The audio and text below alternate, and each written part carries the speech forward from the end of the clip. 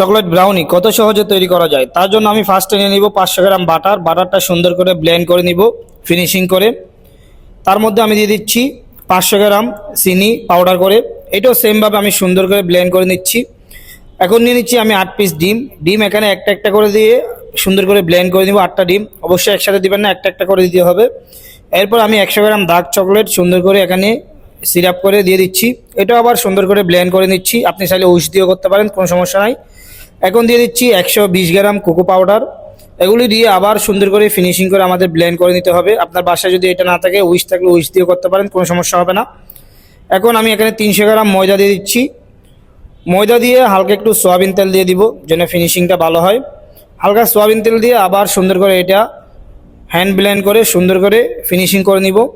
এখন দিয়ে দিচ্ছি 50 গ্রাম গুঁড়া দুধ, হালকা লবণ 1 চিমটি পরিমাণ, 1 টেবিল স্পুন কফি পাউডার দিয়ে দিচ্ছি, 2 টেবিল স্পুন এখানে বেকিং পাউডার দিয়ে দিচ্ছি, অবশ্যই ভালো ব্র্যান্ডের বেকিং পাউডার ইউজ করবেন। হালকা একটু ভ্যানিলা এসেন্স দিয়ে দিচ্ছি। এরপর আবার হ্যান্ড মিক্সার দিয়ে ভালোভাবে মিক্স করে নিব। যখন ভালো মতো মিক্স হয়ে যাবে আমি একটা এখানে ট্রে নিয়ে নিচ্ছি ব্রাউনির, ওই ট্রের মধ্যে আমি এটা পুরাটাই দিয়ে উপরে একটু কাজু বাদাম দিয়ে ওভেনের ভিতরে ঢুকিয়ে দিব। ওভেনের হিটটা উপরে 150 নিচে 150 রেখে 30 মিনিট ওভেন বেক করে নিলে হবে। দেখতে পাচ্ছেন কত সহজে চকলেট ব্রাউনি তৈরি হয়ে গেছে। আল্লাহ হাফেজ।